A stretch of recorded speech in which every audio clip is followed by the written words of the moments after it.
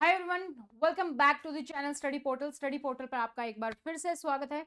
और हम डिस्कस कर रहे हैं जो आज मॉर्निंग शिफ्ट में आपका एग्जाम हुआ था असिस्टेंट कमिश्नर का, उसके बारे में डिस्कस कर रहे हैं टीयर 2 का। तो इस वीडियो में हम बात कर रहे हैं एमसीक्यू सेक्शन की। डिस्क्रिप्टिव सेक्शन जो है वो बाद में हम अलग वीडियो में कवर करेंगे। तो सारे के सारे जो है क्वेश्चन हम यहाँ पर डिस्कस करेंगे one by one.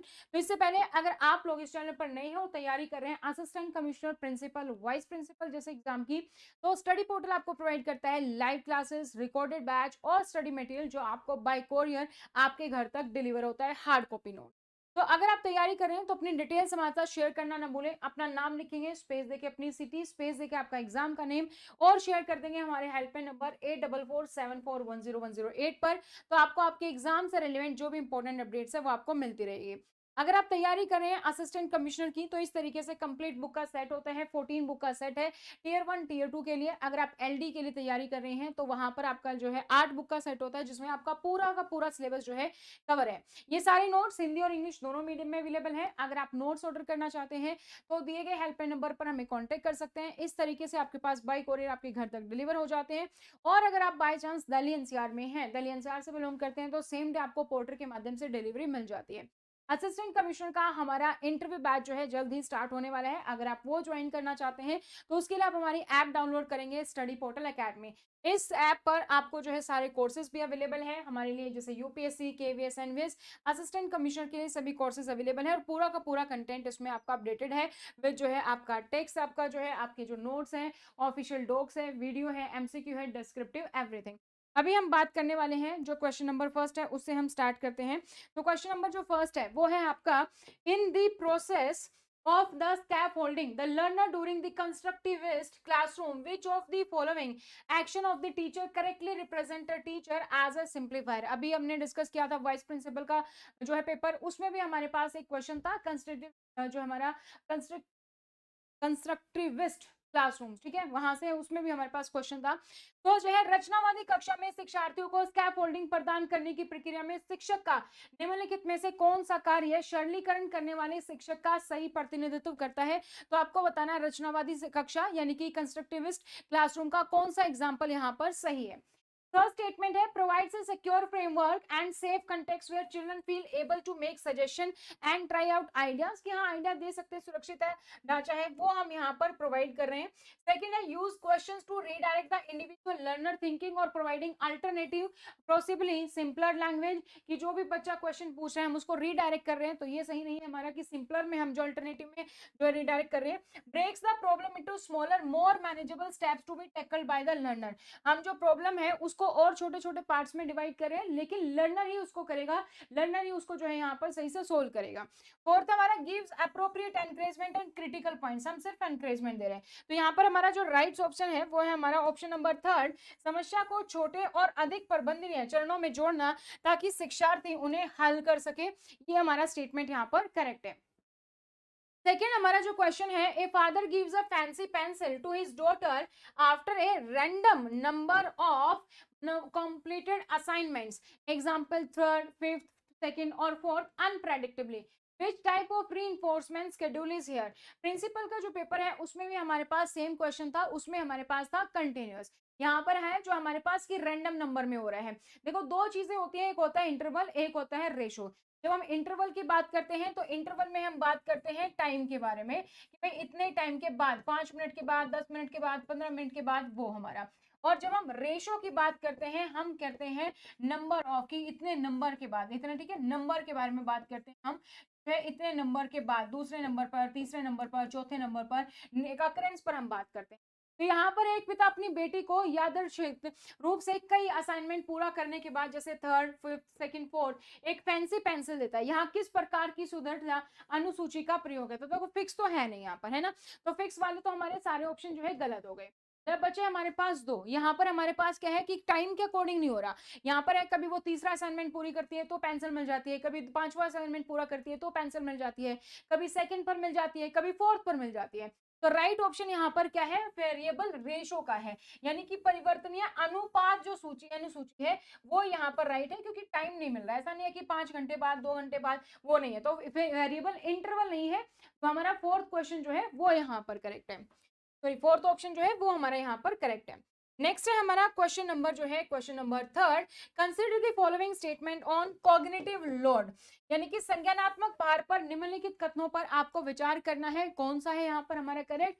First statement कहता है it refers to amount of mental resources mostly working memory required to perform a particular task. तो ये कॉग्निटिव लोड बिल्कुल ठीक है कि जो है ये किस पर निर्भर करता है, यह मानसिक संसाधनों की मात्रा को संदर्भित करता है, मुख्य रूप से वर्किंग मेमोरी जो किसी विशेष कार्य को करने के लिए आवश्यकता होती है उस पर है। तो हमारा फर्स्ट जो है यहाँ पर करेक्ट है। सेकेंड स्टेटमेंट की बात करते हैं, the actual cognitive load in A given situation depend only on complexity of the task. Complexity of task पर डिपेंड नहीं करता है, डिपेंड करता है कि वो टास्क ठीक है कि कॉम्प्लेक्स है, लेकिन आप कैसे यूज कर पा रहे हो, अपनी स्किल्स को कैसे यूज कर पा रहे हो, अपनी इंटेलिजेंसी को कैसे यूज कर पा रहे हो, इंटेलेक्चुअल लेवल कॉग्निटिव लोड। तो हमारा सेकेंड स्टेटमेंट यहाँ पर गलत हो जाता है। थर्ड स्टेटमेंट है हमारा intrinsic cognitive load is avoidable and non essential, ये भी गलत है। राइट ऑप्शन हमारा सिर्फ और सिर्फ फोर जो है फोर्थ ऑप्शन, यानी कि ओनली ए जो स्टेटमेंट है वो हमारे यहाँ पर करेक्ट है। तो ये जो हम पेपर डिस्कस कर रहे हैं हमारा असिस्टेंट कमिश्नर का, ये जो मेरे पास सेट है ये है हमारे पास A3 से। क्वेश्चन नंबर हमारा है 4। क्वेश्चन नंबर 4 है a teacher's routine is stated in following statement. तो जो है यहाँ पर क्या है, निम्नलिखित कथनों में एक शिक्षक की दिनचर्या परिभाषित की गई है, तो वो आपको बताना है कौन सा करेक्ट सेंटेंस है। फर्स्ट है Yeats lunch with a different group of students every day, works with a school club and attend the school activity. जो टीचर है वो क्या करता है, हर दिन जो है छात्रों के साथ अलग अलग समूह के साथ जो है दोपहर का भोजन करता है, लंच करता है, और जो है स्कूल क्लब के साथ काम करता है, स्टूडेंट्स की जो एक्टिविटी है उसको अटेंड करता है। तो क्या ये टीचर की रूटीन में सही है, ये आपको बताना है। सेकेंड है communicate student in public and negatively about his और हर ऑब्जर्वेशन ऑफ देयर परफॉर्मेंस। तो नेगेटिवली हम कभी नहीं बोलते, हम पॉजिटिव या फिर क्या एरियाज ऑफ इंप्रूवमेंट है वो हम बताते हैं पॉजिटिव में कोट करके।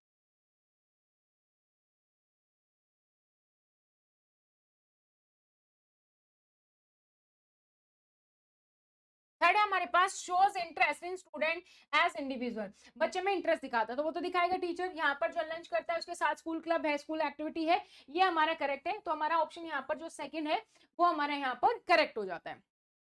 नेक्स्ट क्वेश्चन की ओर बढ़ते हैं। क्वेश्चन नंबर हमारा क्या है 5 है which of the following principle of timetable construction is followed when time dedicated to a subject should be determined by its value and importance and its difficulty level।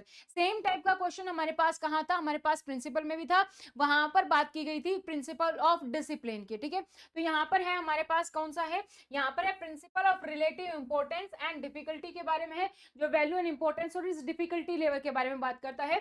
तो सापेक्ष महत्व और कठिनाई का सिद्धांत, ऑप्शन नंबर सेकंड जो है वो करेक्ट है। तो हिंदी में क्वेश्चन की अगर हम बात करें, जब किसी विषय के लिए समर्पित समय उसके मूल्य महत्व और कठिनाई स्तर द्वारा निर्धारित किया जाता है, तो समय सारणी निर्माण के निम्नलिखित में से किस सिद्धांत का पालन किया जाता है, तो यह है सापेक्ष सिद्धांत और कठिनाई का महत्व। अगला क्वेश्चन है हमारे पास क्वेश्चन नंबर 6 जो है read the assertion and reason. तो असर्शन एंड रीजन आपको पढ़ना है, उसके अकॉर्डिंग बताना है कौन सा करेक्ट ऑप्शन है। असर्शन ए है reinforcement theory focus on influencing future behaviour. हाँ, अगर रीइंफोर्समेंट, अगर हम कोई भी यहाँ पर किसी भी तरीके का अवार्ड दे रहे हैं ना, बच्चा उससे जो है खुश हो रहा है, इंस्पायर हो रहा है, वो चीज बच्चा बार बार करना चाहेगा। रीइंफोर्समेंट हम कब देते हैं, कोई भी हैबिट हमें डेवलप करनी है, तो फ्यूचर बिहेवियर अफेक्ट हो रहा है, राइट है हमारा। सेकेंड हमारा behaviour that is rewarded tends to be repeated whereas punish behavior is avoided। यही होता है कि रिवॉर्ड हम किस लिए देते हैं, रीइंफोर्समेंट हम देते हैं कि हम चाहते हैं कि वो जो चीज कर रहा है वो बार बार करे, रिपीटेटिव एक्शन हो। पनिशमेंट हम कब देते हैं, पनिशमेंट जो है हम इसलिए देते हैं कि वो बिहेवियर ना हो, उसको अवॉइड किया जाए, उसलिए हम देते हैं। तो दोनों की दोनों स्टेटमेंट करेक्ट है। इसका राइट ऑप्शन हमारा क्या है, फर्स्ट है ए एंड आर टू है, but R is the correct explanation of A, ये हमारा यहाँ पर करेक्ट है। नेक्स्ट है हमारा question number 7, which of the following statements describe the focus of content theories of motivation। निम्नलिखित में से कौन सा कथन प्रेरणा के विषय वस्तु सिद्धांतों के केंद्र बिंदु का सर्वोत्तम वर्णन करता है, ये आपको बताना है। ऑप्शन फर्स्ट है हमारा how behaviour is energise directed and sustain, कि जो व्यवहार है उसको ऊर्जा, दिशा और निरंतरता कैसे मिलती है उसके बारे में है। सेकेंड है हमारा कंटेंट थ्योरी ऑफ मोटिवेशन में the individual needs that trigger action and influence motivation, ये हमारा ऑप्शन करेक्ट है। सेकंड, वे व्यक्तिगत आवश्यकताएं जो क्रिया को प्रेरित करती है और प्रेरणा को प्रभावित करती है। Third, external award provided by the management, नहीं, इंट्रिंसिक भी होता है, एक्सट्रिंसिक दोनों ही होते हैं। देन हमारे पास comparison of input and output in work place, वो भी नहीं है। सेकंड ऑप्शन हमारा यहाँ पर करेक्ट है।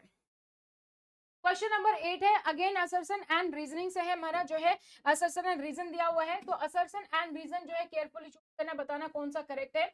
असर्शन देख लेते हैं, इंस्ट्रूमेंटली इन एक्सेप्टेंसी थ्योरी मोटिवेट्स एम्प्लॉइज, प्रत्याशा सिद्धांत में साधनशीलता कर्मचारियों को प्रेरित करती है, तो ये हमारा करेक्ट है।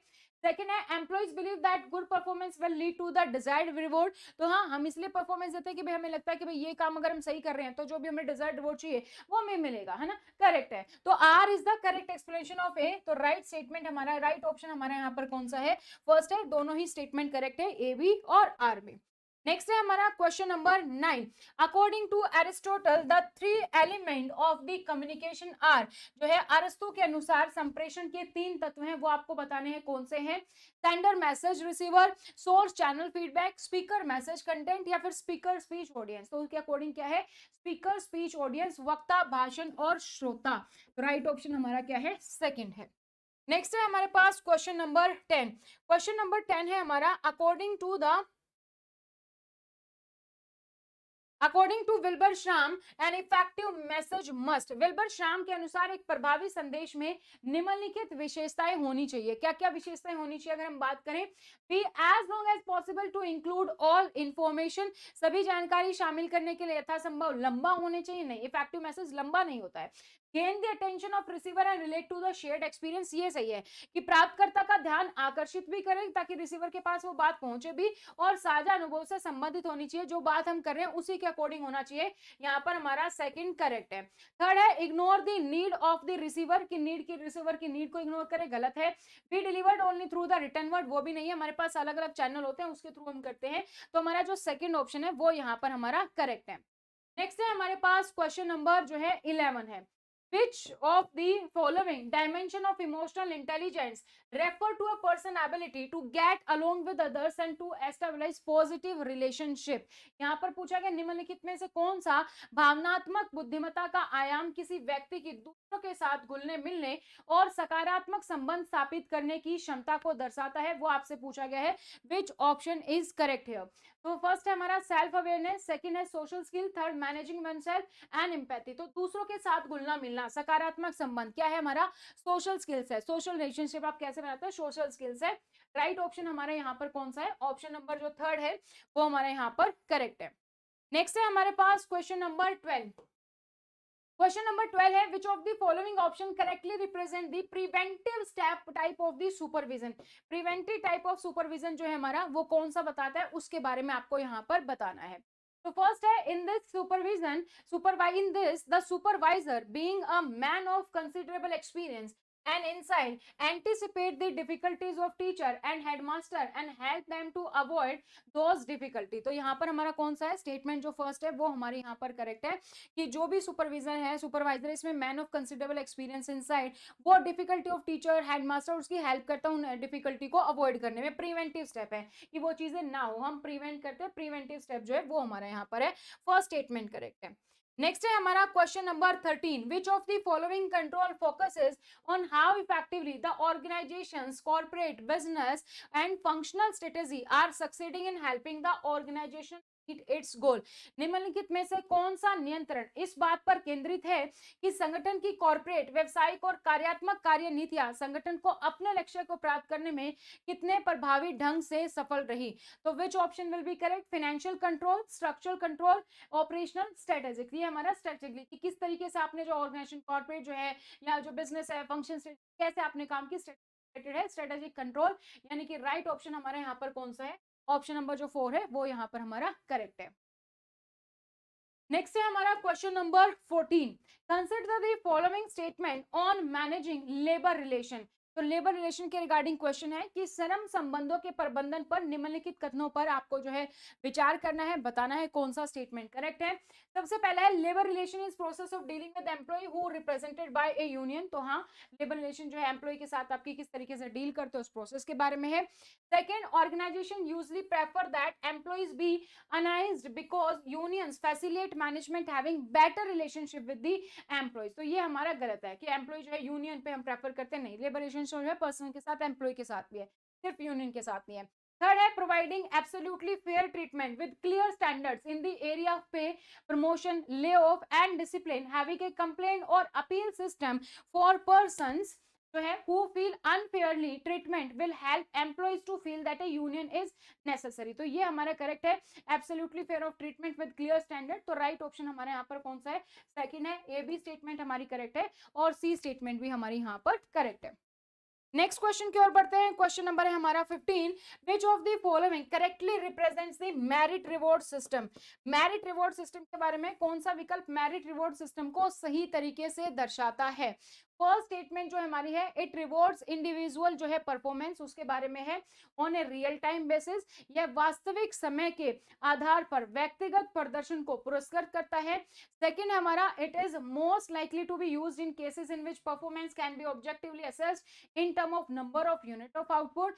थर्ड है हमारा, इट इज यूजुअली डिटरमाइंड और defined based on the person's performance and overall contribution. तो कौन सा करेक्ट है यहाँ पर हमारा, परफॉर्मेंस के बेसिस पर ओवरऑल क्या कंट्रीब्यूशन, उसके बेसिस पर हम डिवाइड करते हैं, बेसिस पर हम डिसाइड करेंगे। तो थर्ड ऑप्शन हमारा मेरिट बेस्ड जो है वो हमारे यहाँ पर करेक्ट है। नेक्स्ट क्वेश्चन है हमारा क्वेश्चन नंबर 16 का बताएंगे क्या आंसर है कमेंट सेक्शन।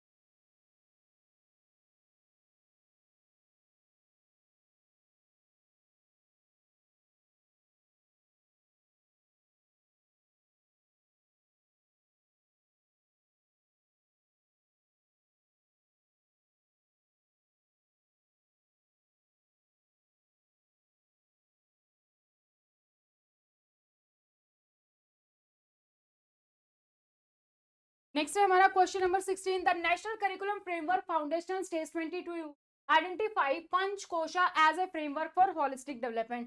पंचकोशा के बारे में बात की गई है स्कूल एजुकेशन में भी, फाउंडेशन स्टेज में भी। तो which kosha refer specifically to the life force energy layer, उसके बारे में बताना है। अनामय कोश, प्राणमय कोश, मनोमय कोश या फिर विजन माया। तो राष्ट्रीय पाठ्य चर्चा ढांचा बुनियादी चरण 2022 समग्र विकास के ढांचे के रूप में पंचकोश की पहचान करता है। तो कौन सा कोश विशेष रूप से जीवन शक्ति ऊर्जा परत को संदर्भित करता है। तो राइट ऑप्शन हमारा क्या है, प्राणमय कोश। सेकंड ऑप्शन जो है वो हमारा यहाँ पर रिगार्डिंग करेक्ट है।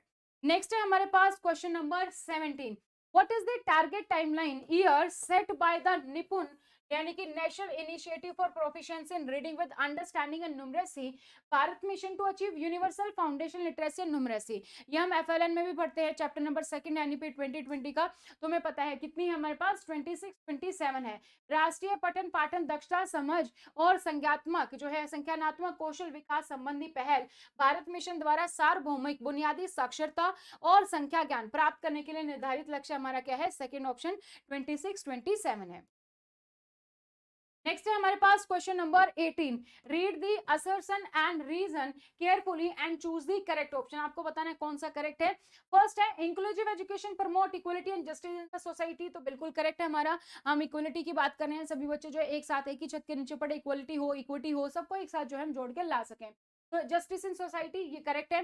Second, inclusive education reduce barrier to learning and ensure participation of all student in age appropriate classroom, ये भी हमारा करेक्ट है। तो हमारी दोनों की दोनों स्टेटमेंट करेक्ट है और आर करेक्ट एक्सप्लेनेशन है। तो राइट ऑप्शन यहाँ पर हमारा कौन सा हो जाएगा, ऑप्शन नंबर फर्स्ट जो है वो करेक्ट है।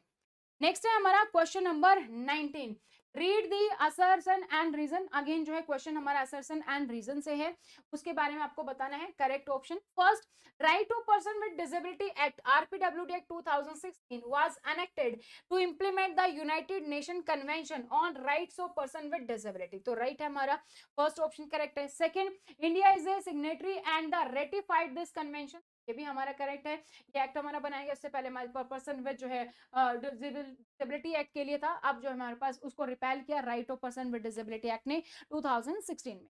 तो राइट ऑप्शन हमारा जो है दोनों ही स्टेटमेंट करेक्ट है, जो है आर करेक्ट एक्सप्लेनेशन है एक ही, तो राइट ऑप्शन हमारा हो जाता है फर्स्ट ऑप्शन। नेक्स्ट है हमारे पास question number 20, the illness based approach to mental health primarily focus on, मानसिक स्वास्थ्य के लिए रोग जो है रोग आधारित उपागम मुख्य रूप से निम्नलिखित पर केंद्रित है। Promotive wellbeing among all student, preventive mental health education, deviation from normal mental health and remedial treatment, या फिर बिल्डिंग रेजिलेंस। तो हमारा क्या है, मेंटल जो डेविएशन है from the normal mental health उसके बारे में, उसके रिगार्डिंग हमारा रेमेडियल ट्रीटमेंट प्रोवाइड करना, उस पर हमारा जो है मेंटल हेल्थ फोकस है। तो हमारा राइट ऑप्शन हमारा कौन सा है, थर्ड ऑप्शन हमारा पर करेक्ट है। नेक्स्ट क्वेश्चन की ओर बढ़ते हैं। क्वेश्चन नंबर है हमारा 21 रिगार्डिंग है एचआरडी ह्यूमन रिसोर्स डेवलपमेंट से लगभग जो है प्रिंसिपल वाइस प्रिंसिपल दोनों में ही क्वेश्चन आए, तो यहाँ पर भी है। Consider the following statement on HRD human resource development. आपको बताना है कौन सा स्टेटमेंट करेक्ट है। फर्स्ट है human resource development is the framework for helping employees develop their personal and organisational skill, knowledge and the abilities. तो जो मानव संसाधन है विकास कर्मचारियों को उसके व्यक्तिगत संगठनात्मक कौशल ज्ञान और क्षमताओं को विकसित करने में सहायता करने का ढांचा है। तो बिल्कुल ये जो है ढांचा है। एचआरडी हमारा फ्रेमवर्क है जहां पर हम स्टाफिंग करते हैं, ट्रेनिंग एंड डेवलपमेंट हम प्रोवाइड करते हैं एम्प्लॉय को उसके पर्सनल गोल के लिए। तो फर्स्ट स्टेटमेंट हमारी करेक्ट है। सेकेंड है the focus of all aspect of the HRD is on developing the most superior workforce so that organisation and individual employ can accomplish their work goal in service to the customer. ऐसा नहीं है कि हमेशा हमारा focus रहेगा कि हम और सुपीरियर वर्कफोर्स बनाएं और अच्छा बनाएं। हम उनको ट्रेन कर रहे हैं, ट्रेनिंग एंड डेवलपमेंट फोकस है, लेकिन ऐसा नहीं है कि हमेशा जो है औरों से इंडिविजुअल एम्प्लॉय से कि उसके टास्क जो है वो कर पाए तो और जो है और जो हम यहाँ पर बना रहे हैं। तो हमारा क्या है कि बेसिकली ट्रेनिंग में हम जो है किसी एक स्पेसिफिक चीज पर फोकस करते हैं। जब हम बात करते हैं डेवलपमेंट की तो उस पर हम ओवरऑल करते हैं। तो जो हमारा क्या है कि मोर सुपीरियर हम बनाएंगे ताकि हमारा जो काम है वो हमारा यहाँ पर क्या हो जाएगा, सही से अचीव हो जाए। तो ये भी हमारा करेक्ट है। थर्ड है HRD can be only formal such as in classroom training. नहीं, इनफॉर्मल भी होता है हमारे पास, हम कम्युनिकेशन बाकी अदर स्किल्स भी देते हैं और हमेशा ट्रेनिंग में सिखाया जाए वो नहीं है। जो भी पर्सन हमारा काम करते करते अपना नॉर्मली वो भी सीखता है ना। तो कौन सा स्टेटमेंट यहाँ पर हमारे करेक्ट है, ए और बी करेक्ट है, तो यानी कि फर्स्ट ऑप्शन हमारा यहाँ पर करेक्ट है। नेक्स्ट है हमारा question number 22। Consider the following statement about organisation and manager. Organisation and manager के बारे में आपको बताना है कौन सा स्टेटमेंट करेक्ट है। यानी कि संगठन और प्रबंधन के बारे में निम्नलिखित कथनों पर विचार कीजिए। First, an organisation is a group of people working together in structure and coordinated fashion to achieve a set of goal. यहाँ पर क्या दिया गया है कि ऑर्गेनाइजेशन मैनेजर के बारे में, तो हाँ हम ऑर्गेनाइज कर रहे हैं, ग्रुप ऑफ पीपल है ऑर्गेनाइज कर रहे हैं, साथ मिलकर क्या कर रहा है, एक जो हमारा गोल है उसको अचीव कर रहा है, तो मैनेजिंग में। तो फर्स्ट स्टेटमेंट हमारा करेक्ट है। All organisation use only 2 out of the 4 basic kind of resource, human, financial, physical information from their environment. नहीं, हम सारे रिसोर्सेज यूज करते हैं, हम कोई 2 रिसोर्स करके नहीं, हमें एफिशिएंट जो है यूज चाहिए सभी रिसोर्सेज का, चाहे वो हमारा फाइनेंशियल है, ह्यूमन है, फिजिकल है, इंफॉर्मेशन है, सबको हम यूज करते हैं। देन थर्ड है हमारा manager are responsible for combining and coordinating various resources to achieve the organization goal. तो यस हमारा जो है फर्स्ट भी करेक्ट है, थर्ड जो है हमारा थर्ड स्टेटमेंट भी करेक्ट है। तो राइट ऑप्शन हमारा यहाँ पर कौन सा है, ऑप्शन नंबर जो सेकंड है वो करेक्ट है। नेक्स्ट है हमारा क्वेश्चन नंबर जो है 23। In which of the following performance appraisal individual nominate their own appraiser. अपने अप्रेजर को आप नॉमिनेट करते हो, कहां पर जो है खुद करता है, यानी कि निम्नलिखित में से किस प्रदर्शन मूल्यांकन में व्यक्ति स्वयं अपने मूल्यांकनकर्ता को नॉमिनेट करता है। तो वो कौन है, सेल्फ अप्रेजल है ना। सेल्फ अप्रेजल में हम करते हैं मूल्यांकन में। राइट ऑप्शन इसका हमारा कौन सा है, ऑप्शन नंबर फर्स्ट करेक्ट है। नेक्स्ट है हमारे पास जो है question number 24।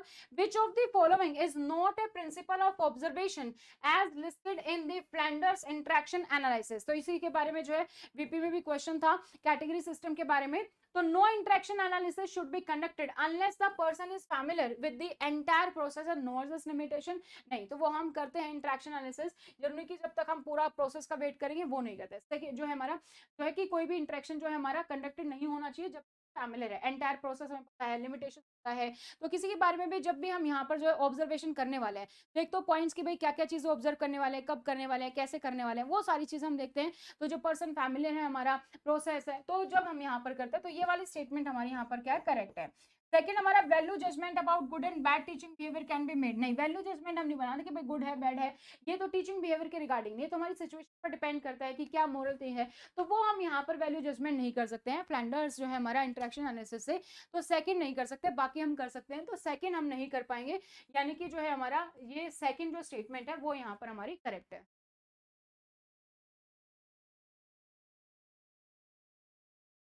Now, the next question is question number 25. Which of the following option correctly represent the decisional role of a manager? निम्नलिखित में से कौन सा विकल्प प्रबंधन की निर्णय लेने संबंधी भूमिकाओं को सही ढंग से दर्शाता है, यहाँ पर पूछा गया है। तो ऑप्शन फर्स्ट है हमारा on external communication manager functions as a spokesperson and formally releases information to people outside the unit और आउटसाइड द यूनिट और आउटसाइड द ऑर्गेनाइजेशन। कि बाह्य संचार में प्रबंधन प्रवक्ता के रूप में कार्य करता है और औपचारिक रूप से इकाई या संगठन के बाहर के लोगों को जानकारी देता है। सेकंड हमारा disseminator of information, transmitting relevant information back to others in the workplace, वह सूचना प्रसारक के रूप में कार्यस्थल पर अन्य लोगों को प्रासंगिक जानकारी देता है।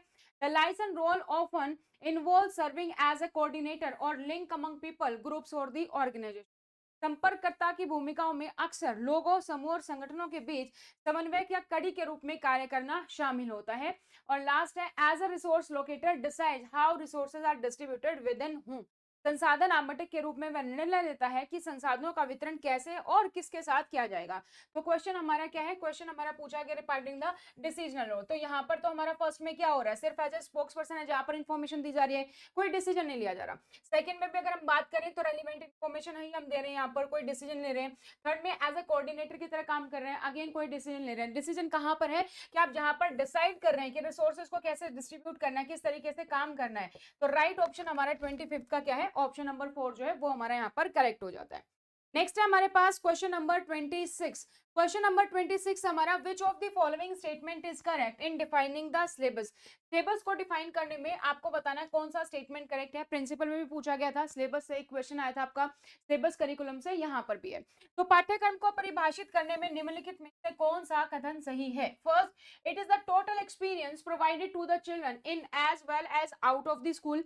यह स्कूल के साथ साथ स्कूल के बाहर के बच्चों को प्रदान किया गया कुल अनुभव है। कुल अनुभव तो है, लेकिन हमारा कुल अनुभव क्या है, करिकुलम होता है स्कूल के बाहर के बच्चों की, हम यानी कि कम्युनिटी की हम बात कर रहे हैं, सिलेबस नहीं है ये। It is a plan that interprets education aims vis-a-vis both the individual and society to arrive at understanding of kinds of learning experience school must provide to the children। यह एक ऐसी योजना है जो व्यक्तिगत और समाज दोनों के संबंध में शैक्षिक उद्देश्यों की व्याख्या करती है ताकि उन सीखने के अनुभव की समझ तक पहुंचा जा सके जो स्कूल के बच्चों को प्रदान करने चाहिए। ये भी हमारा सिलेबस नहीं है।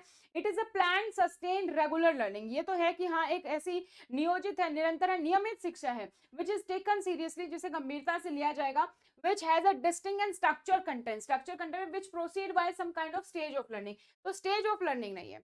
राइट हमारा कौन सा है, ऑप्शन नंबर 4 हमारा करेक्ट है, जो बताता है कि it refers to content of what is to be told. क्योंकि सिलेबस में हमारे पास कंप्लीट सिलेबस होता है, चैप्टर्स हैं, यूनिट्स है ना, कि क्या पढ़ाया जाना वो हमें बता रहे हैं। And the knowledge skills and attitude वो भी हमें बता रहा है that are to be deliberately, जानबूझ कर जो हम फोस्टर कर रहे हैं together with the stage specific objective, जो भी स्टेज स्पेसिफिक है कि भाई 6th क्लास को ये पढ़ाना है, 10th को ये पढ़ाना है, उसके अकॉर्डिंग। तो यहाँ पर भी हमारा राइट ऑप्शन कौन सा हो जाता है, ऑप्शन नंबर 4 जो है वो हमारे यहाँ पर करेक्ट है। नेक्स्ट क्वेश्चन है हमारा क्वेश्चन नंबर 27। क्वेश्चन नंबर 27 है consider the following statement, statement दी गई है उसके बेसिस पर आपको आंसर बताना है। करेक्ट जो है आंसर आपको बताना है in the context of the competency based assessment. Competency based assessment से क्वेश्चन है। तो competency based assessment require student involvement in the learning process. Competency based अगर हम कर रहे हैं, ऑब्वियसली बच्चों को तो हमें इन्वॉल्व करना है क्योंकि बच्चों की कॉम्पिटेंसी चेक कर रहे हैं, तो वो जरूरी है। तो फर्स्ट स्टेटमेंट तो हमारी करेक्ट है। सेकंड स्टेटमेंट है competency based assessment approach acknowledges the interconnectedness between knowledge, skill, attitude, values and behaviour. हम होलिस्टिक रिपोर्ट कार्ड की बात करते हैं, वैसे भी कॉम्पिटेंसी चेक करें, सारे पैरामीटर हम यहाँ पर चेक करेंगे। तो योग्यता आधारित मूल्यांकन दृष्टिकोण ज्ञान, कौशल, दृष्टिकोण, मूल्य और व्यवहारों के बीच अंतर संबंधों को स्वीकार करता है। ये भी हमारा करेक्ट स्टेटमेंट है। थर्ड है कॉम्पिटेंसी बेस्ड असेसमेंट रिक्वायर्ड है mindset shift towards only the product of assessment is important, process is not important. तो ये गलत है, हम सिर्फ प्रोडक्ट पर नहीं, हम प्रोसेस भी हमारे लिए उतना ही इंपॉर्टेंट है। कॉम्पिटेंसी कि भाई बच्चे ने सही किया, नहीं किया, कैसे किया, क्या प्रोसेस अपना है, वो भी हम यहाँ पर देखते हैं। सो सी स्टेटमेंट हमारी करेक्ट गलत है जो है यहाँ पर कॉम्पिटेंसी बेस्ड असेसमेंट के लिए। सो ए एंड बी करेक्ट है ओनली, तो हमारा राइट ऑप्शन हो जाता है फर्स्ट ईयर। नेक्स्ट अगेन जो है हमारा क्वेश्चन जो है क्वेश्चन नंबर 28 है रिगार्डिंग द रिफ्लेक्टिव करिकुलम के बारे में। विच of the following statement is correct about reflective curriculum. चिंतनशील पाठ्य चर्चा के बारे में निम्नलिखित में से कौन सा कथन सही है, ये आपको बताना है। फर्स्ट आपका it favour system oriented curriculum, कि यह प्रणाली उन्मुख पाठ्य चर्चा का पक्ष लेती है।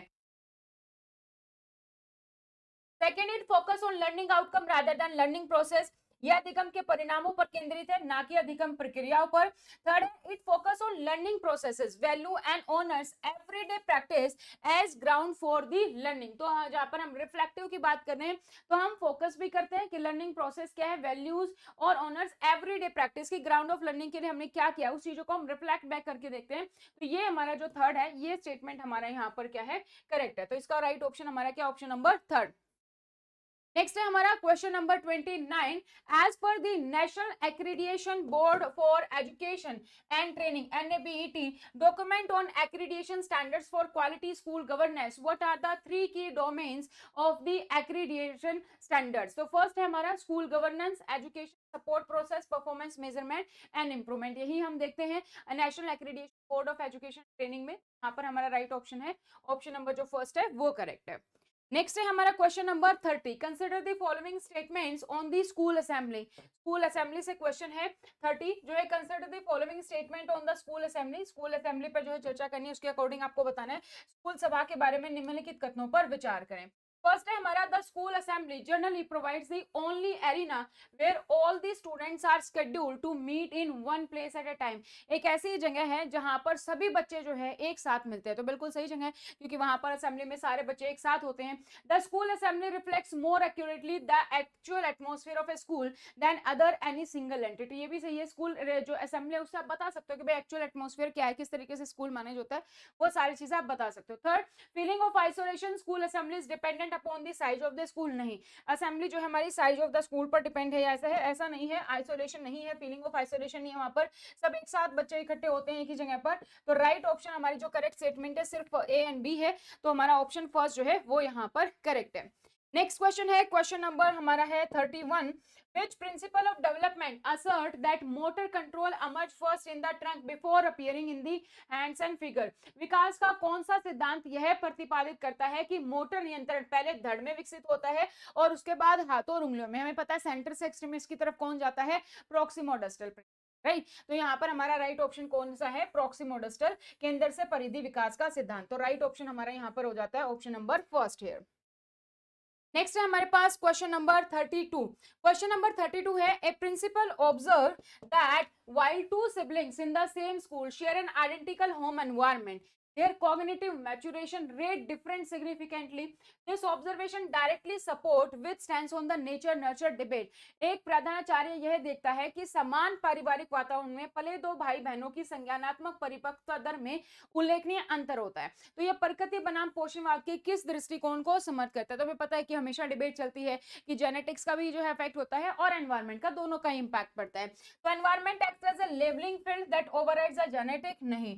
Development is a result of passive correlation, environment is sole driver, नहीं। एनवायरमेंटल सिर्फ सोल है वो भी नहीं है। Maturation is entirely exogenous process independent of environment, नहीं, इंडिपेंडेंट या डिपेंडेंट होता है। Development follows a reaction range where heredity sets the limits and environment determine the position with those limit। ये करेक्ट है क्योंकि हमारा दोनों का ही इफेक्ट पड़ता है, हेरिडिटी का भी और एनवायरमेंट का भी। ये स्टेटमेंट इसको करेक्ट सेटिस्फाई करती है, तो ऑप्शन नंबर हमारा 4 यहाँ पर हमारा करेक्ट है। नेक्स्ट है हमारा अकॉर्डिंग टू कोलबर्ग। कोलबर्ग की थ्योरी जो है वाइस प्रिंसिपल में पूछी, यहाँ पर भी है। तो according to Kohlberg's theory of moral development, at which level a middle school student functioning if he और she follow school rules primary to gain approval and praise from the teacher, कि मुझे अप्रूवल मिले, praise मिले, तो कौन सी होती है, good boy जो है, गुड गर्ल इमेज। तो राइट ऑप्शन हमारा कौन सा है, conventional morality, good boy good girl orientation, second option जो है हमारा यहाँ पर करेक्ट है। नेक्स्ट हमारा जो क्वेश्चन है, क्वेश्चन नंबर है हमारा 34 है, which of the following best describe the most significant contribution of the family as a primary socialization agency? प्राथमिक सामाजिकरण एजेंसी के रूप में परिवार का सबसे महत्वपूर्ण योगदान क्या है? फर्स्ट है formal transmission of the codified curriculum, second institution valuation, third है structure peer based moral, and fourth है development early emotional security and basic trust. क्योंकि हमें पता है जो हमारी फैमिली है वो हमारी क्या प्राइमरी एजेंसी, लेकिन मेन एजेंसी कौन होता है, स्कूल होता है। Socialisation question principal vice principal के एग्जाम में भी था एक में। तो अर्ली इमोशनल जो सिक्योरिटी वो हमें कहाँ से मिलते हैं, हमें फैमिली से मिलते हैं ना, बेसिक ट्रस्ट वहां से हमारा डेवलप होता है। तो हमारा ऑप्शन नंबर 4 जो है वो यहाँ पर हमारा करेक्ट है। नेक्स्ट है हमारा question number 35। The right to free and the compulsory education act, RT act की बात की गई है, explicitly address the protection of children from the corporal punishment and psychological harm within the school premises, under which section of act is physical punishment and mental harassment of child expressly prohibited। तो RT act के तहत बात की गई कि corporal punishment जो है वो मना है, तो कॉर्पोरल पनिशमेंट साइकोलॉजिकल हार्म जो है बच्चों को नहीं किया जाने से स्कूल प्रेमाइसेस में, तो ये किस सेक्शन में दिया गया है, ये हमारा दिया गया है सेक्शन 17 यानी कि धारा 17 में, सेकंड ऑप्शन हमारा यहाँ पर करेक्ट है। नेक्स्ट है हमारा question number 36, which of the following statement describe the major focus of managerial leadership, कौन यहाँ पर बताता है मैनेजरियल लीडरशिप के बारे में, यानी कि विकल्प जो है हमारा कौन सा सही है, प्रबंधकीय नेतृत्व के बारे में। डेवलपिंग ए कंपेलिंग विजन, नहीं ये मैनेजमेंट नहीं है। Managing function task behaviour efficiently, ये मैनेजर के रोल है। तो सेकंड जो ऑप्शन हमारा वो करेक्ट है यहाँ पर, कार्यों जिम्मेदारी और व्यवहारों का कुशलता पूर्वक प्रबंधन करना। नेक्स्ट क्वेश्चन हमारा question number 37, assertion and reason से क्वेश्चन है। तो क्वेश्चन नंबर हमारा 37 है, read the assertion a reason carefully and choose the correct option. Assertion, educational management is primarily concerned with carrying out agreed policies. Reason क्या है, educational management focus on policy formation. तो आपको बताना है कौन सा करेक्ट है। तो एजुकेशन मैनेजमेंट शैक्षिक प्रबंधन मुख्य रूप से सहमत नियतों को लागू करने से संबंधित है। तो हाँ, एजुकेशन मैनेजमेंट में आप जो भी पॉलिसीज हैं उनको आप क्या करते हो, फॉलो करते हो, राइट है। Education management focus on policy formulation, नहीं, पॉलिसी फॉर्मेशन मैनेज कर रहे हैं हम, इंप्लीमेंट पर फोकस करते हैं, उनको कैसे कैरी आउट करना है। तो आर हमारा फॉल्स है, ए हमारा ट्रू है, राइट ऑप्शन हमारा क्या है, ऑप्शन नंबर जो थर्ड है वो हमारा यहाँ पर करेक्ट है। क्वेश्चन नंबर है हमारा 38, what is the central focus of transformational leadership. परिवर्तनकारी नेतृत्व की जब हम बात करते हैं उसका केंद्रीय बिंदु आपको बताना है कि ट्रांसफॉर्मेशनल में क्या है, जहां पर हम कुछ बेटर चीज के लिए कर रहे हैं। Stick adhere to the government policy, नहीं। फाइनेंशियल मैनेजमेंट भी नहीं है, कंट्रोल ओवर करिकुलम कंटेंट भी नहीं है। राइट ऑप्शन क्या है, commitment and capacities of the organisation member, उनको हम बेटर वे में जो है ट्रांसफॉर्म कर रहे हैं। राइट ऑप्शन हमारा क्या है, ऑप्शन नंबर जो सेकंड है वो हमारे यहाँ पर करेक्ट है। नेक्स्ट है हमारे पास क्वेश्चन नंबर जो है 39 है कि a school encourages shared decision making among teachers but decision process becomes slow and the principal remains formally accountable for the outcome, which leadership model does this scenario represent। एक विद्यालय शिक्षकों के बीच साझा निर्णय लेने को प्रोत्साहित करता है और लेकिन निर्णय प्रक्रिया धीमी हो जाती है और प्रधानाचार्य औपचारिक रूप से परिणामों के लिए उत्तरदायी बने रहते हैं। यह परिदृश्य किस नेतृत्व मॉडल का जो है प्रतिनिधित्व करता है, कौन सा है, जहां पर आप जो है टीचर को मौका देते हो कि वो यहाँ पर डिसीजन ले। तो पार्टिसिपेटिव आप उनको इंक्लूड करो, ये हमारा क्या पार्टिसिपेटिव है, मोरल तो नहीं है हमारा, ये ट्रांसफॉर्मेशनल भी कंटीजेंट भी नहीं है, हमारा क्या पार्टिसिपेटिव है यहाँ पर। राइट ऑप्शन हमारा क्या है, फर्स्ट ऑप्शन जो है हमारा यहाँ पर करेक्ट है। नेक्स्ट हमारा जो क्वेश्चन है क्वेश्चन नंबर 40, क्वेश्चन नंबर 40 है हमारा, effective organisational performance in school requires, विद्यालयों में प्रभावी संगठनात्मक प्रदर्शन के लिए निम्नलिखित आवश्यक है। तो क्या आवश्यक है, अगर हम बात करें effective organisation, independent functioning of each department without coordination, नहीं, कोऑर्डिनेशन तो होना जरूरी है। Alignment of all person and resources toward the specific goal, ये यहाँ पर हमारा या मैन पावर को भी रिसोर्स को भी इस तरीके से यूज करें कि हम अपना जो स्पेसिफिक गोल है उसको हम अचीव कर पाए। फाइनेंशियल कंट्रोल होनी, नहीं। Minimum planning and spontaneous risk, ये भी नहीं है। राइट ऑप्शन हमारा क्या है यहाँ पर, ऑप्शन नंबर जो सेकंड है वो यहाँ पर हमारा करेक्ट है। नेक्स्ट है हमारा क्वेश्चन नंबर है 41, what is the time limit prescribed as per TA rules for submission of TA bill. TA bill अगर आपको सबमिट करने हैं तो कितनी टाइम लिमिट है।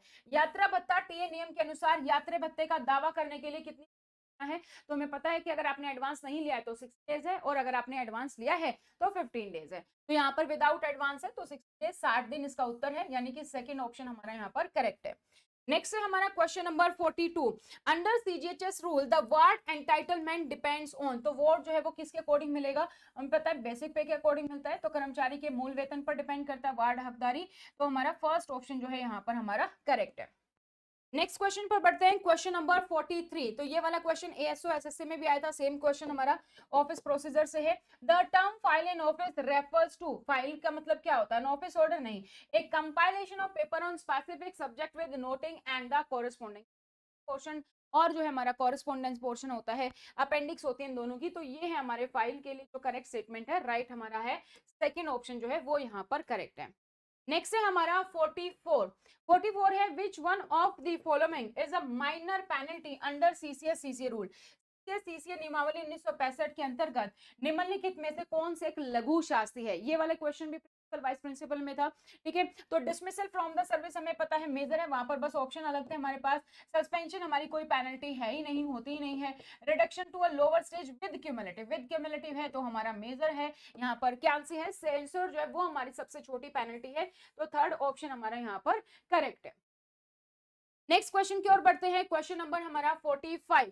Under medical attendance rule advance is limited to 90% of the total estimated expenditure including test and investigation if it is more than. तो हम जो है एडवांस हम तब देते हैं जब 10,000 रुपए से ज्यादा उसकी वैल्यू हो तो हम एडवांस देते हैं, 10,000 से कम पे नहीं।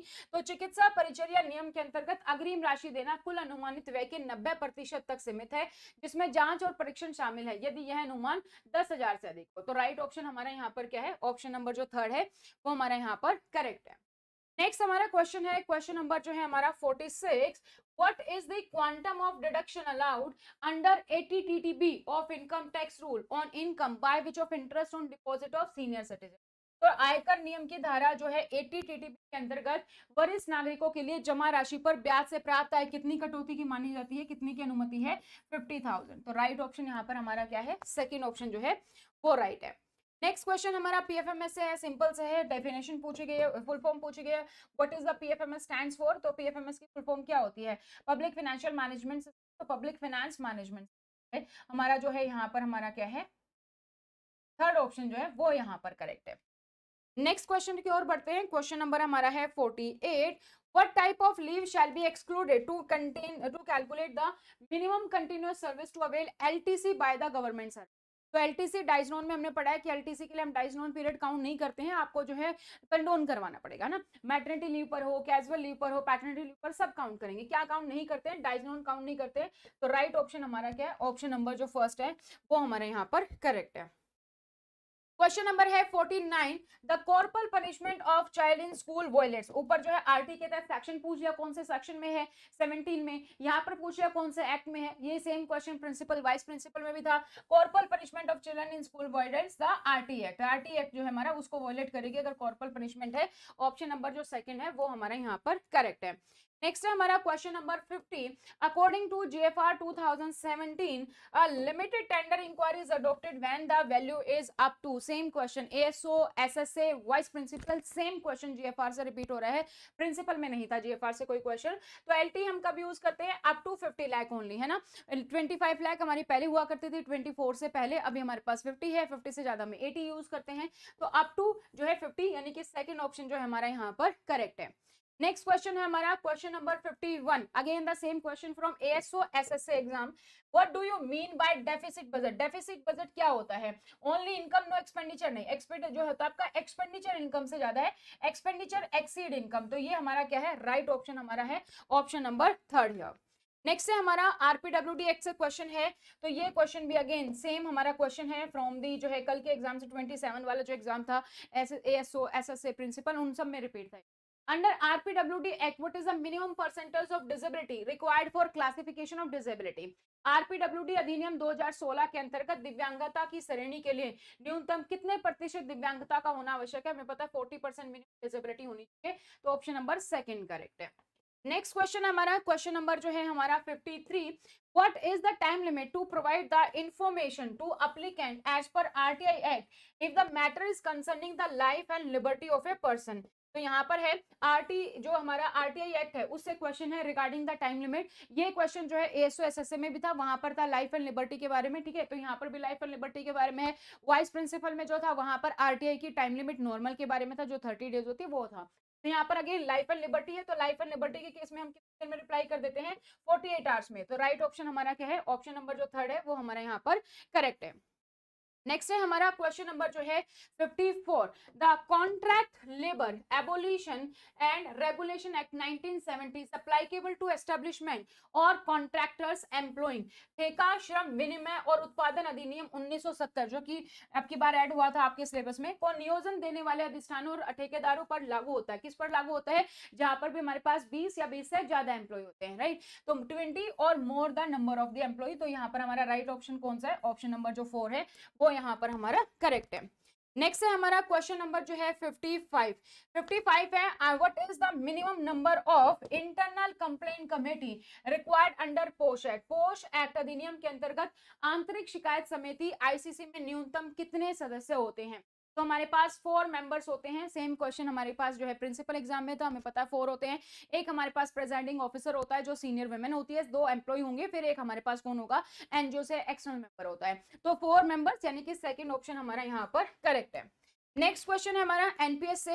NPS is applicable to all central government with effect from 1 Jan 2004। तो हमें पता है जिसकी भी ज्वाइनिंग 1 जन 2004 से बाद हुई है उस पर क्या लागू होता है? एनपीएस, नई पेंशन स्कीम लागू होता है। तो किस किस पर लागू होती है? ऑटोनोमस बॉडी पे भी लागू होती है, सेंट्रल सेक्रेटरी पे भी है, रेलवे पे भी है, आर्म फोर्स पे नहीं है, ठीक है। तो वहां आप याद रखेंगे थर्ड ऑप्शन जो हमारा वो यहाँ पर करेक्ट है।